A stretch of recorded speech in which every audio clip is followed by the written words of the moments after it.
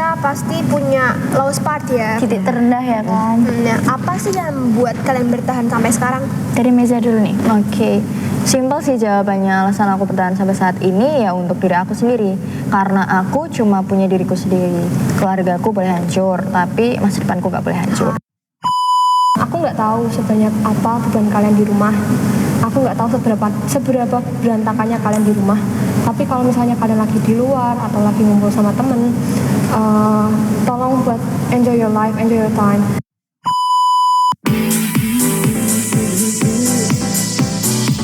Ladies and gentlemen, this is Osaka speaking. Halo guys, kembali lagi dengan Osaka Talks rekaman ke-3. Nah, sebelum masuk ke pembicaraannya, kenalan dulu sama host yang paling kece, ya nggak? Iya dong. Kenalin, aku Astrid. Aku Amel. Dan di sini kita mau bahas topik yang agak sensitif nih. Iya dong, pastinya. Tujuannya apa sih, Trit? Tujuannya adalah agar kita lebih aware, peduli, dan menghargai diri kita sendiri. Tuh. Tanpa berlama-lama lagi, Kita panggilkan narasumber podcast kita hari ini. Waduh, narasumber kali ini cantik-cantik ya, Mel. udah punya pacar belum nih? Aduh, kamu udah belum, Ra? Udah dong. Gepeng ya pastinya. Harus gepeng loh katanya. Gepeng. Yang fiksi ada Udah nggak, Ra? ganti. Fiksi. Ada lah ini nih. Ya kan fiksi, pacarnya kita fiksi ya. Kenalan dulu dong kita dari kamu dulu. Nama aku Rara. Dan aku Meza. Halo Rara, halo Meza. Halo Lala, Rumeza. Buat lihat kondisi sekarang, kita kan lagi di masa pandemi nih ya. Tuh. Benar. Ingat gak yang tanggal berapa kemarin? 2 Maret kemarin corona ulang tahun ke-2 tahun, guys. Ulang tahun Dirayain satu Indonesia. Ulang tahun kalian Satu kapan? dunia dong. Oh iya, satu dunia. Ulang tahunmu kapan, Ra? Mau coba bohong apa beneran aja? Bohong-bohongan aja deh. Iya, dirayain satu dunia. Dirayain satu dunia nggak? Kan kita kan ini kan PJJ udah mau 2 tahun kan, udah 2 tahun malahan. Iya, 2 tahun. Menurut kalian gimana sih pengaruh PJJ buat kesehatan mental kalian? Ada apa? pengaruhnya nggak? Iya, apa kalian suka PJJ atau suka PTM gitu? Kan kadang kan kalau pembelajaran daring itu kan bikin burnout, Iya. bikin Pusing. stres. Nah, Nah, gitu. tugasnya katanya kan makin banyak. Iya. Itu berpengaruh nggak sama kesehatan mental kalian? Mau siapa dulu nih? Mbak Mei. Dari Meza dulu Oke. dong, coba. Kalau aku sendiri sih setuju banget ya sama yang Astrid bilang tadi.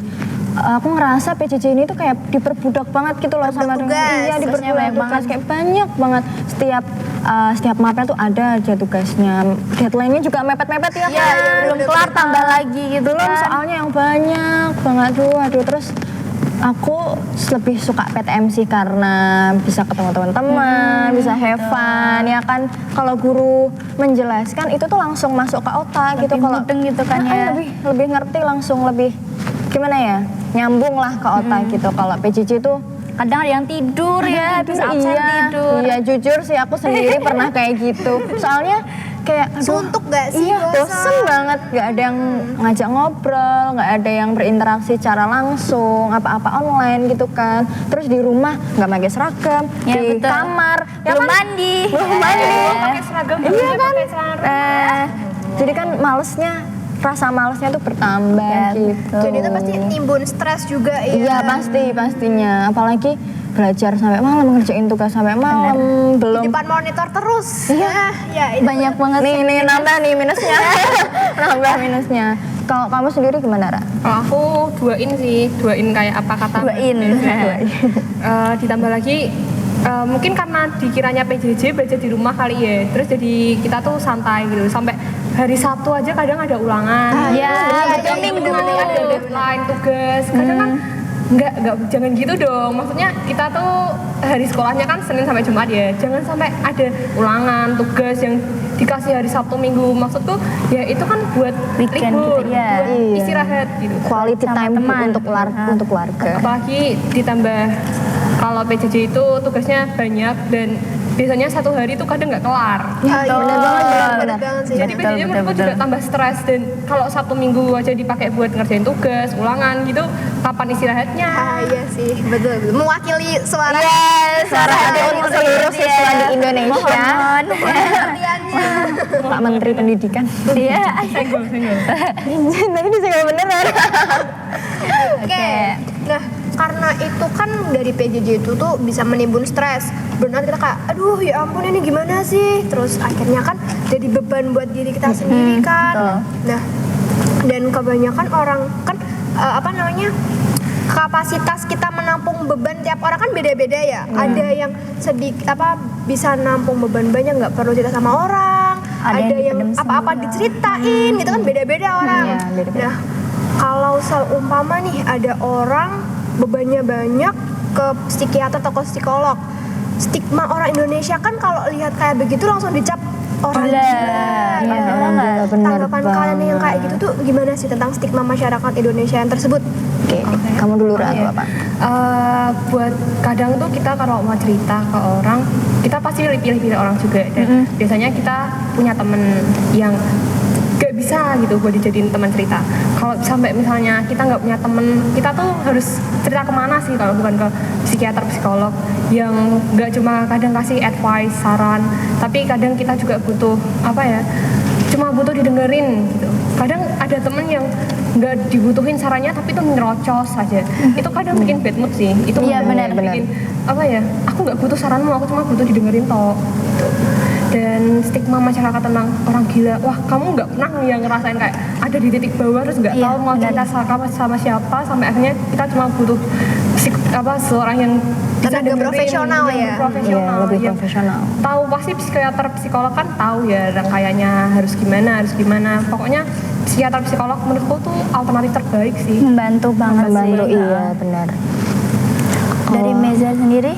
Kalau dari aku sih, aku setuju banget sama Rara. Dan ada nggak sih, kan pernah dengar nggak sih stigma orang berpendapat kalau orang yang mentalnya kena, mentalnya terganggu itu tuh imannya kurang gitu. Iya. Kurang ibadah, kurang dekat sama Tuhan gitu. Makanya dong apa-apa diceritain. Nah, makanya dong punya teman yang banyak gini-gini. Kita punya teman, tapi Yang bener-bener temen itu susah guys. iya, yang benar-benar itu banyak. Iya, yang benar-benar bikin kita nyaman untuk cerita, benar-benar bisa Ngerti kita banget. bisa buat sedih-sedihnya, bisa buat senang-senangnya, itu kan jarang banget ya. Jadi kan pilih-pilih gitu sih. Dan lagian yang itu kurang dekat sama Tuhan, kurang ibadah itu sebenarnya tuh kalau menurut aku sendiri ya. Jadi kita sebagai manusia ada hablum minallah, hablum minanas. Iya, benar. Selain kita berdoa sama Tuhan, curhat sama Tuhan, kita juga harus punya usaha buat menyembuhkan diri kita sendiri dengan cara mengunjungi tenaga profesional gitu kan. Jadi kayak stigma kayak gitu kan agak Harus dipatahkan. harus dipatahkan. Iya. Karena tidak semua itu. Nanti kalau misalnya cerita sama temen malah adu nasib. Iya benar. Adu nasib benar. Itu bener banget judgmental. Nah, Iya bener, kayak kamu tuh cuma gitu doang masalahnya. Padahal kan kita cuma pengen cerita ya, seenggaknya mengurangi beban yang ada di diri kita, di hati kita. Kan kadang ada yang ganjel, aku pengen cerita nih Rada, pengen cerita aja, kamu gak ngasih saran nggak apa-apa ya kan, pengen Yang cerita penting aja. didengerin gitu, Iya, guys. cuma udah cerita gitu tuh udah lega, rasanya udah lega. Itu sih. Kalau menurut kamu kan PJJ, kembali lagi ya, PJJ kan kayak kalian kurang eksplor diri kalian ya. Maksudnya kayak kalian kalau misalnya di sekolah kan bisa ikut ekstrakurikuler, ikut apa gitu kan. Sosialisasi. Kalau kalian di rumah, kalau kurang mengekspresikan diri kalian, pendapat kalian tuh gimana sih? Sebelum Mbak bisa dulu. jadi tertutup gitu. Tertutup, Iya. Gak bisa terbuka sama orang rumah. apa beda sama sebelum PJJ dulu? Iya. Beda banget sih yang menurut aku ya, karena aku dulu SMP tuh benar-benar wah ada lomba ini aku ikut, ada lomba ini aku ikut, kayak bikin ini yuk gitu, kayak sama temen tuh bener-bener semangat gitu kan. Kalau sekarang PJJ apa-apa online, terus di keluar rumah harus dibatasin, harus gini kan, jadi aduh percuma deh keluar rumah, percuma deh main sama teman, iya kan. Karena kalau izin belum tentu diizinin. Iya, apalagi street parent. Iya yang Detail, izin iya. sama apalagi orang tuanya, aduh nggak usah keluar-keluar deh, ada covid gini.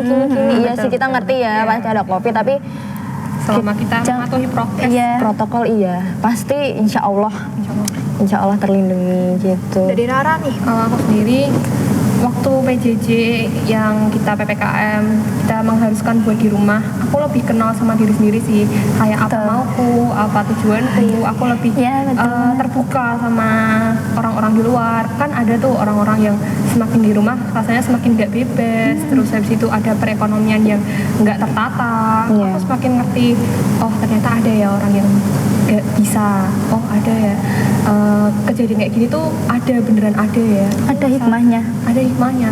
Iya. Walaupun kalau buat aku sebenarnya lebih ke arah positif sih, tapi kalau Diambil sisi baiknya baik aja. Benar-benar. kalau negatifnya juga aku nggak bisa keluar. Aku kan suka banget jalan dulu. Iya. Sekarang udah nggak bisa. Kayak, Allah, stres banget. Dibatasin ya Ra. Aku mau nambahin dari Amel boleh nggak? Pertanyaannya Boleh, tadi. boleh. Nambahin. Kan katanya Amel kan tadi nggak bisa, kurang bisa mengekspresikan Nah, diri diri sendiri. Nah, ada nggak sih tekanan dari dalam rumah yang bikin kamu kurang untuk jujur ke diri kamu sendiri gitu loh? Ada nggak misal dari orang rumah? Jadi kamu Orang kayak tua atau tambah siapa? bebannya tambah banyak di kepala tuh ruwet banget gitu loh. Oh iya. Ada nggak sih? Kalau dulu Atau emang di rumahnya kalian mentalnya stable semua? Harmonis kan, harmonis. Keluarga Semara ya. Mbak Meza dulu aja. Aku dulu, oke. Kalau aku pribadi sih, iya ada banget malah. Itu bener. Apa ya? Faktor utama mental aku tuh lemah gitu dari faktor dalam rumah gitu ya, dari keluarga sendirinya. Aku kalau di keluarga kan tau lah aku kalau kalian sama kalian kan Iya. kayak ya gini Tahu, lah tahu. ya pernah Baby kan. heroes gitu kan. Di rumah tuh ya udah aku diem, kayak banyak pendiam sampai dibilang sama orang rumah tuh, kamu tuh jangan diem terus dong gitu, kamu sesekali peduli dong sama hal-hal di luar gitu. Terus kadang yang bikin sakit hati tuh dibanding-bandingin sama saudara kan, karena akan anak tunggal ya, jadi nggak bisa dibanding-bandingin ke kakak apa adik, jadi Iya. dibanding-bandinginnya ke saudara gitu. Jadi kayak itu loh, kayak saudaramu masuk ke sini ikut lomba ini gitu. Terus aku mikir, nah dulu SMP aku juga ikut lomba-lomba ini kok, Oh, iya. kok nggak Bikin nggak insecure dilihat gitu kan ya, ya. kok nggak dilihat gitu.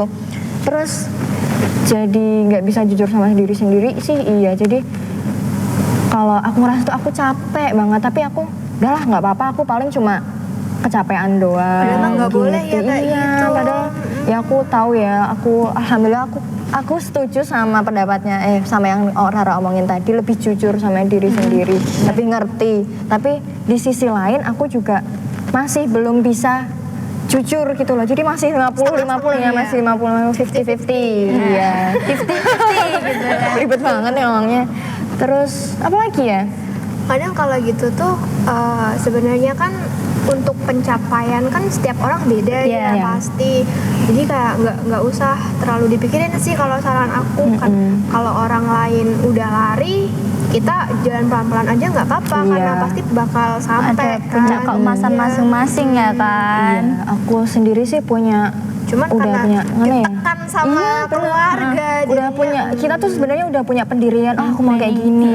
Kalau misal ada orang lain kayak yang Asik omongin tadi, kalau orang lain lari kita pelan-pelan nggak apa-apa, tapi tekanan dari keluarga mengharuskan kita untuk lari Iya, lebih cepat betul. dari orang lain Padahal kan gitu. belum tentu kita Iya, bisa.